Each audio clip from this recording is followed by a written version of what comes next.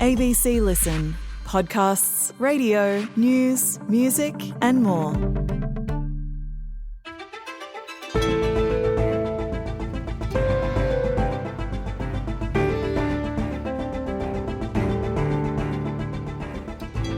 A man charged with murder, a rapist, a child sex offender. They're among the criminals who were granted visas to remain here, even though they're not citizens. It's caused such outrage, the government's been scrambling to modify something called Direction 99, a change to the rules it made just over a year ago.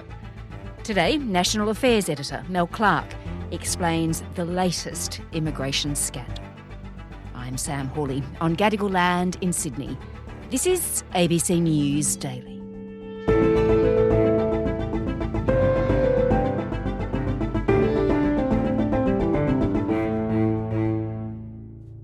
Mel, we're going to discuss, of course, Direction 99 and how it's landed Labor in rather a large political fight. But to start with, let's talk about one man's story, Emmanuel Saki. Tell me about him. So Emmanuel Saki is a Sudanese-born man who travelled to Australia on a humanitarian visa in late 2006 when he was 12 years old. Now, that visa was cancelled in 2019 after he was convicted in the ACT of choking the mother of one of his two daughters, which carried with it an 18-month jail term. Now, he appealed to the Administrative Appeals Tribunal and was successful. And earlier this year, that meant he got his visa reinstated and he was able to leave immigration detention in April. But then in May, he was arrested and charged with the stabbing of a 22-year-old man in Brisbane.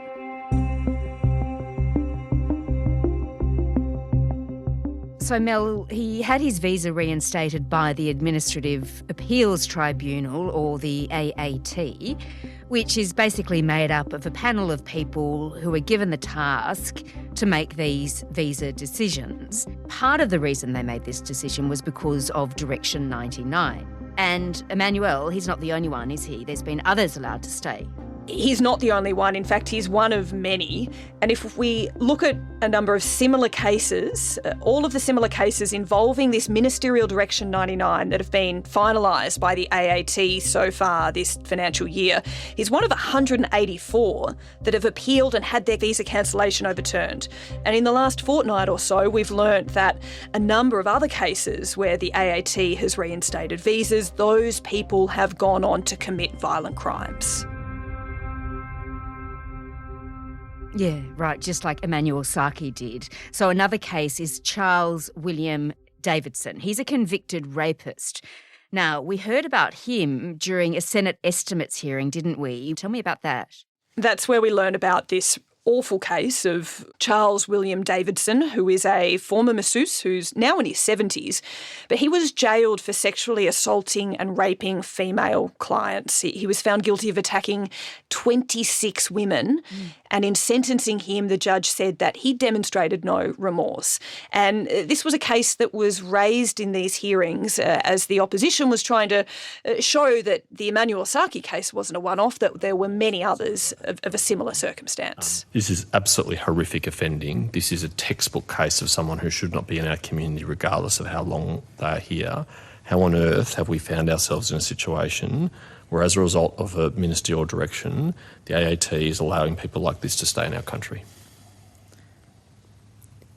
Well, I think, you have just pointed us to an article that none of us have had an opportunity to read. This decision was in February. This is not a long time ago. The department should be across this case. Is the department aware of this case?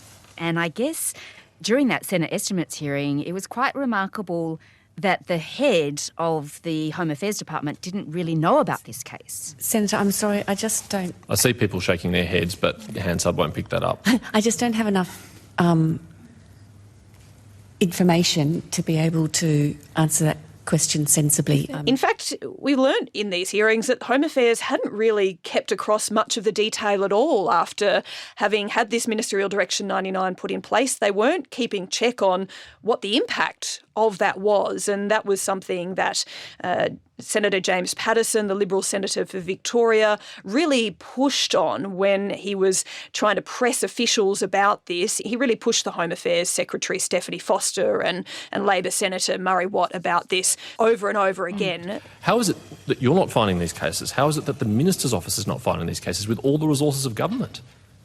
So, Senator, we are working through all of the cases as quickly as we can. I'm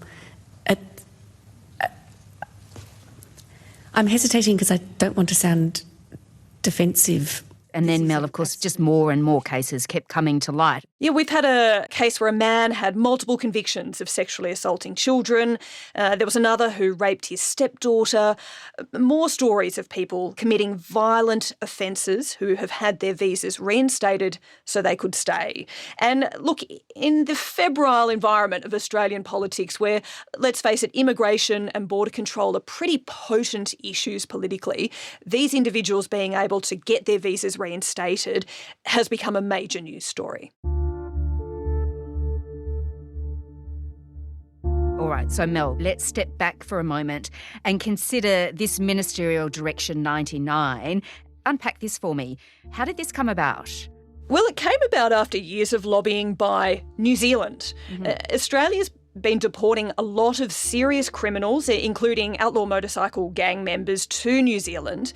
And a lot of them had lived in Australia since they were primary school aged, very little connection to New Zealand. And successive New Zealand Prime Ministers have lobbied Australia hard on this issue. I remember a particularly awkward press conference between Jacinda Ardern and Scott Morrison at Kirribilli where they stood side by side. Look, I've been absolutely clear. This is corrosive to our relationship. And I've shared privately what I've shared publicly today with PM Morrison. Jacinda Ardern made it clear just how frustrated New Zealand was about this issue. Australia is well within its rights to deport individuals who break your laws. New Zealand does the same. But we have a simple request.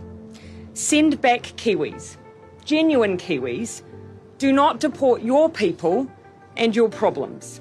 That's how New Zealand sees it, as Australia exporting its issues rather than sending back foreign nationals to their home country.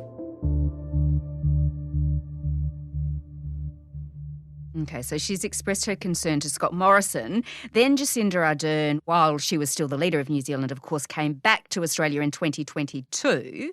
This time she met with Anthony Albanese and things changed a bit, didn't they? Yeah, she got a different reception from Anthony Albanese. It was during that visit that he signalled that he'd be willing to make a shift in this approach, and he said the government would adopt a common sense approach to deportations. People look at some of the cases that have been held. It's not surprising that the Prime Minister would make the strong representations that she had, because I would be if I was in the same position.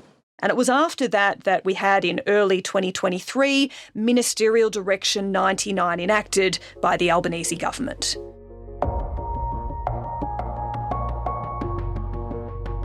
All right, so Direction 99 is then in place. So now let's look at what it changed. So what did it do, this direction? So under Australian law, if you're not a citizen and you commit serious crimes, so something with a jail sentence of a year or more, your visa can be revoked and you can be deported. And that decision is made by the Immigration Minister or a departmental official acting on their behalf. That can be appealed at the Administrative Appeals Tribunal. And when that happens, the AAT looks at two things, the law and ministerial direction. So the laws is just, they consider whether the law was correctly applied, and then they consider whether decisions are in line with any ministerial directions.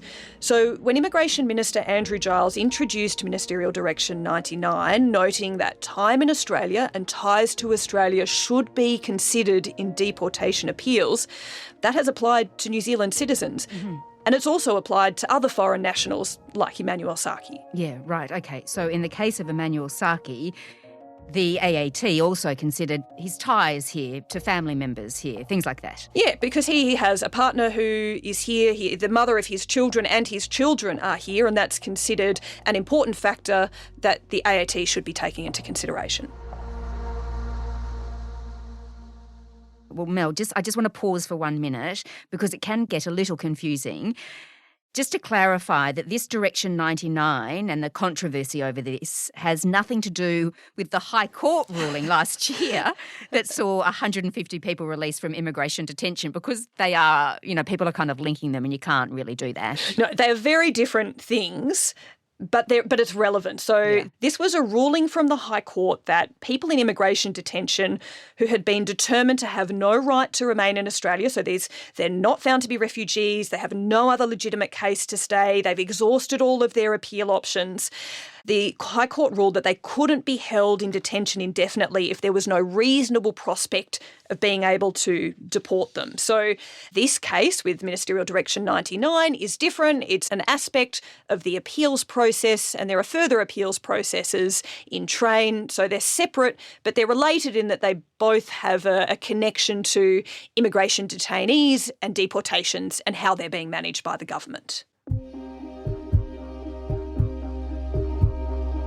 So back to Direction 99 though, Mel. There are growing calls, aren't there, for the Minister, Andrew Giles, to resign because he was the one who signed this direction, right? Andrew Giles, many Australians would be thinking this morning, why do you still have a job? Well, because there's so much work to do. So Andrew Giles put in place this Ministerial Direction 99, and as a result, we have some people with very serious criminal records being allowed to remain in Australia and sometimes going on and reoffending. Now, the Coalition has seen a real vulnerability for the minister here and is pushing for him to being sacked. Now, that's not happening. Anthony Albanese is backing him in, but the Prime Minister's backing of Andrew Giles has been pretty lukewarm, I guess you might say. Andrew Giles is the Immigration Minister. I'm the Prime Minister, and I have no intentions of making changes imminent. I know that. So watch this space, perhaps. All right, well, let's look then, Mel, at what the government's actually doing. In Parliament last week, the Prime Minister said he would change Ministerial Direction 99. So what is the government doing? What's going on now? So the government's rewriting it to try and change the outcomes in a way that it says will make it really crystal clear to the Administrative Appeals Tribunal that community safety should be its top consideration. So at the moment, the current direction says Australia has a higher tolerance for those with a criminal record if they've lived in the Australian community for most of their life or from a young age.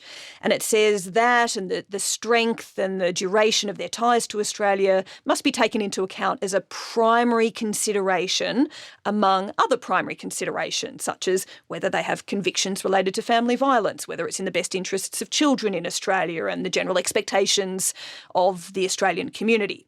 Now, the government is saying the new direction will instead say that community safety must be considered the top priority in deciding whether someone can remain in Australia. Immigration Minister Andrew Giles says that new direction will mean that the protection of the community outweighs other considerations, and he says that had always been the government's priority. That was always what it had intended. Order. The new direction will ensure that all members of the ART will adopt a common sense approach to visa decisions, consistent with the intent of Ministerial Direction 99. And there's one more thing here. The Minister is reviewing some of the cases where visas have been reinstated, and so far he's cancelled about 20 of them. All right, so Mel, we don't really know yet what this means for criminals like Emmanuel Saki and Charles William Davidson, but I suppose they'd all be a bit worried right now. Their days could be numbered. Yeah, well, for Emmanuel Saki, he's been charged with crimes over the incidents in May once he was re-released, so he'll face the judicial system. And for future cases, we haven't seen the ministerial direction yet. It's still being drafted. So once we see the wording and we see how the members of the AAT are applying it, we'll have a better idea. But I think it's fair to say that we're going to get a change in how the Administrative Appeals Tribunal considers these appeals to deportations. Immigration, who lives in this country and under what circumstances they live in this country, remains as politically a potent issue as ever. Melissa Clarke is the ABC's National Affairs Editor based at Parliament House in Canberra. This episode was produced by Jess O'Callaghan, Bridget Fitzgerald and Sam Dunn. Audio production by Anna John. Our supervising producer is David Cody. I'm Sam Hawley. Thanks for listening.